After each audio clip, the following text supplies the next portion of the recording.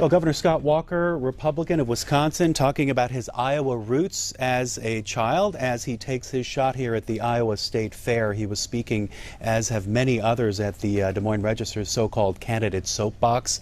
This is a long-standing tradition where each presidential hopeful gets about 20 minutes or so to talk to voters there. The governor also taking lots of questions, and we want to get your reaction to what the governor has had to say this morning, as well as the race in general, the visits to Iowa in general. We have several phone lines for you.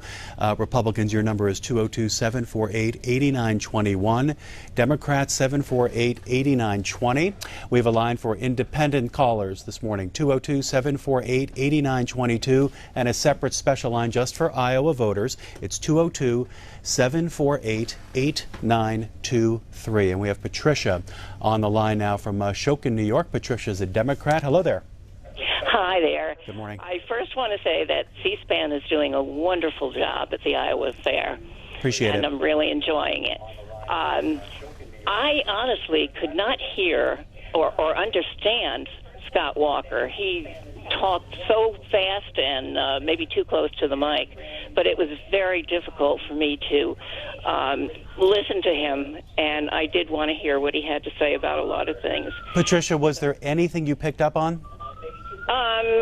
Yes, there was one thing, and that was Social Security and Medicare and Medicaid, and I think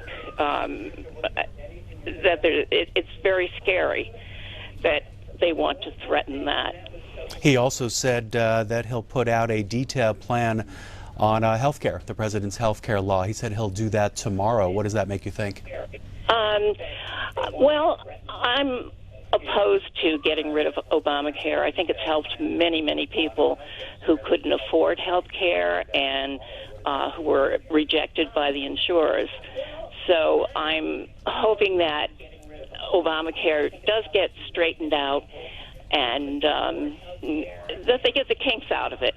Okay, we're going to go to Mike next, but want to point out something Patricia noted, that it was a little bit difficult to hear, but if you were listening, you might have heard some booing, some protesting in the crowd. There was one story in the Wisconsin paper, the Journal Sentinel out of Milwaukee, that said when Governor Walker steps onto a soapbox today, he can count on at least one thing, and that's people will protest. It's a fact of life in the Walker presidential campaign, as it is in the Walker governorship. Protesters are almost as much a part of his entourage as the staffers and reporters who trail him around the country.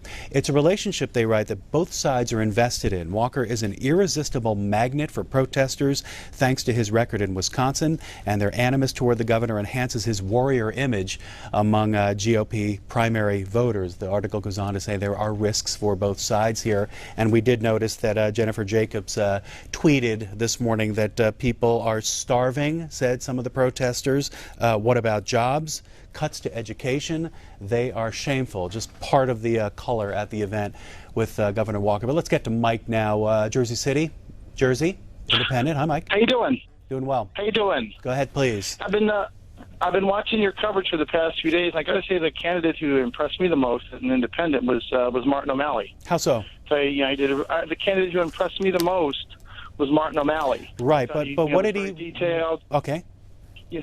No, he talked about not only what he wanted to do, but how he had the experience in getting the results, whether it's keeping education costs low or passing the DREAM Act to deal with immigration or investing in infrastructure. I know a lot of the other folks out there are saying some good things, but most of them are legislators. They talk a lot on the Democratic side, and they don't get the results. And on the Republican side, it just seems, it's Donald Trump and whoever can bash the immigrants the most. So. What kind of chance do you think Governor O'Malley has against Hillary Clinton and Bernie Sanders?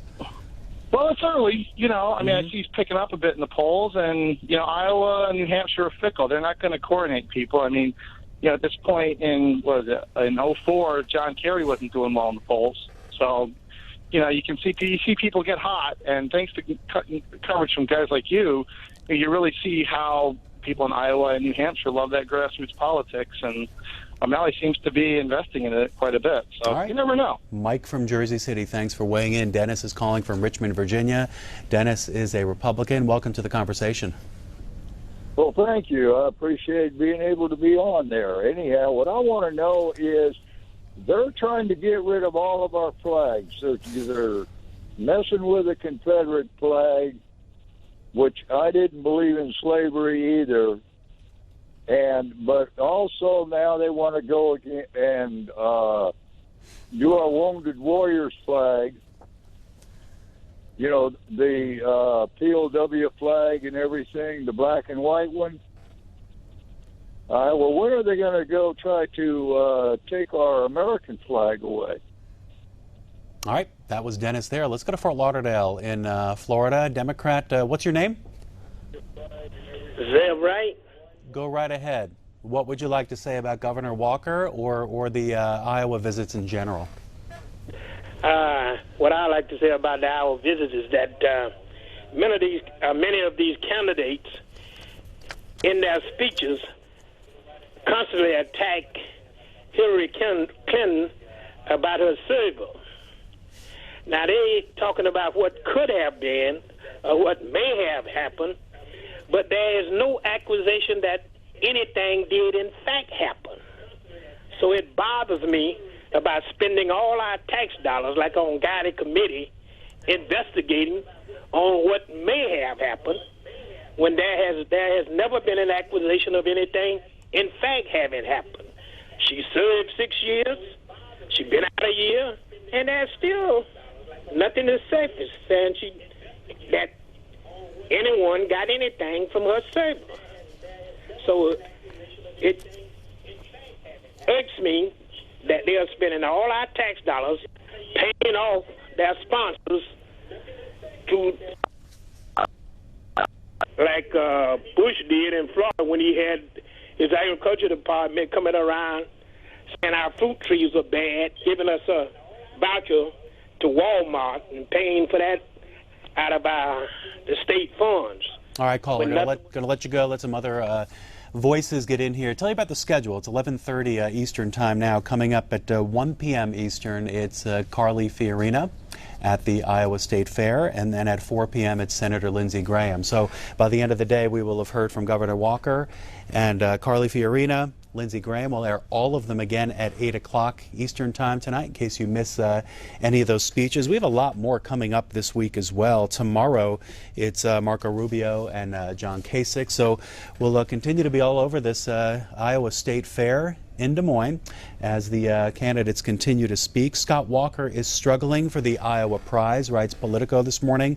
They write that when Scott Walker returns Monday to the fair, he'll be in an uncomfortable position, watching competitors in the crowded GOP field threaten his hold on a state he needs to win to survive. After 7 months as the clear favorite to win this first-in-the-nation caucus state, the governor is suddenly sinking in the polls, overtaken by the summer's massive anti-establishment wave and at risk of losing his grip. Quote, he's lost a lot of momentum here because he did not convert that early momentum into committed caucus goers. Now he's got to restart his engine here, and that's not easy to do. This comes from Doug Gross, a GOP operative who supported Mitt Romney 4 years ago and has yet to commit this year. The silver lining, writes Politico, is that the race is still winnable for Walker because other top-tier candidates have yet to ignite. They're excluding Donald Trump from all of that, but they're saying the other candidates have yet to ignite just yet. Let's hear from Edward, Winchester. What state you calling from? Winchester, Massachusetts. Massachusetts. Independent caller. Go ahead, Edward. Yes, usually Scott Walker is very well-spoken. I suspect it was an audio problem he had with the microphone. I think you're right. I think you're right. But he's a good candidate with good Midwestern manners. In overall, I think the media is part of the establishment, and they're really out to get two candidates, Trump and Clinton. And from Fox News all the way to MSNBC, all they do is try to disparage those two candidates and build up the candidates that are doing less well in the polls. And the email scandal, I agree with the prior caller, is bogus, and she is being treated uniquely different from other people that have had similar positions or lower positions in the government. I think if you dug into other servers and how other people conduct their email sending and receiving, you'd find similar issues. Thank you very much. Moving on to James now in Chelmsford, Massachusetts. James is a Democrat. Welcome, James. Thank you for taking my call. I love your show. Go ahead. Two things. I just like to say that from when I've watched this whole Iowa soapbox thing you've been showing, Bernie Sanders is the guy who's making the most sense. He's the guy who's telling the truth like it is. What is he Some saying? people might not want to hear it. What is he but saying he's that's? telling the truth. Well, sorry to interrupt. What is he saying that's ringing true to you? Everything from college affordability. If we can pay for our kids to go to high school for free, why can't we pay for them to go to college for free? Why is high school free and college costs $50,000 to $100,000? That's one. Two, the whole income inequality thing. But I'd like to comment on one other thing, and that is I'm a disabled American, and they're saying Social Security is in danger, and Social Security disability is in danger, and they're facing a 20% cut to the disability part of Social Security coming up, and none of the candidates are addressing that. I'm just getting my wheelchair. I have 11 discs fused to my spine. Not everybody on disability is a faker. Not everybody on this. I worked 40 years swinging a hammer building mansions for these rich people to live in. And part of the deal was I paid all my FICA taxes and Social Security taxes. And if I had the bad fortune to become disabled, then they made a deal with me, and I fulfilled my part of the deal. And now they're not going to fulfill theirs. And the Republicans are for this. They want to go after the weakest and the disabled and the poorest in the country, and that's all they've ever wanted to do. So I would like your show, your channel, which I love, to do a show about what's the Republican Party in general and the government as a whole is getting ready to do to the disabled in America. It's shameless. It's a disgrace. That was James calling from Massachusetts. Al is on the Republican line now from Connecticut. It's Glastonbury, Connecticut. Hey, Al. Oh, hi. Good morning.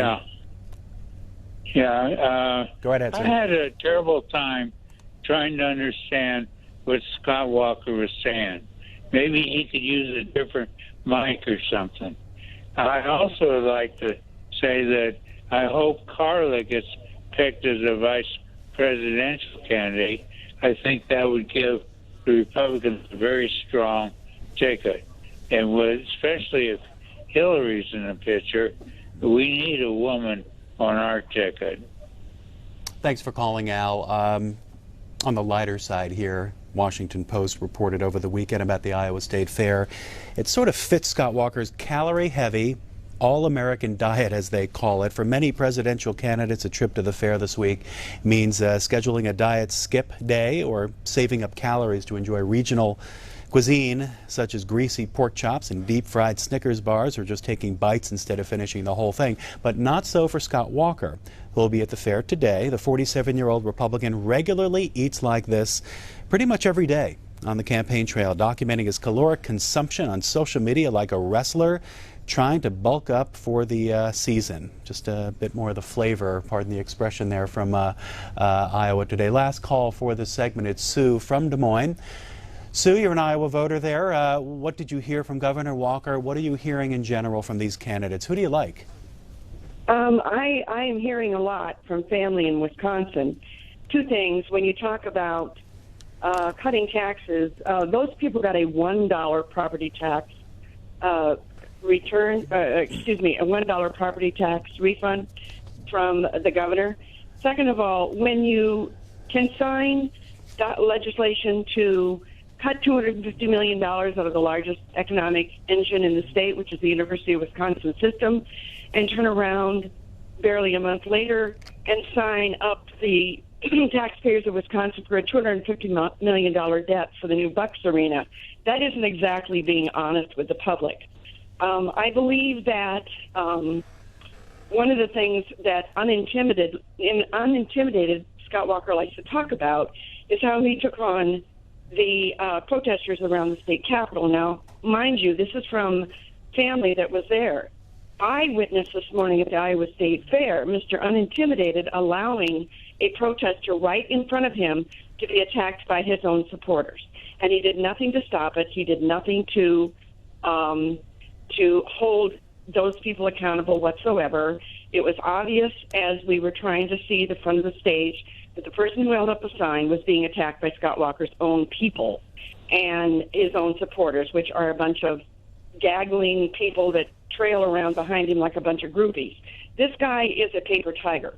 He does not tell the truth when he's out in front of cameras, and it's very unusual that he would even take questions today because he's virtually we came to see him because you cannot get access to him, and he is virtually invisible in the state of Wisconsin.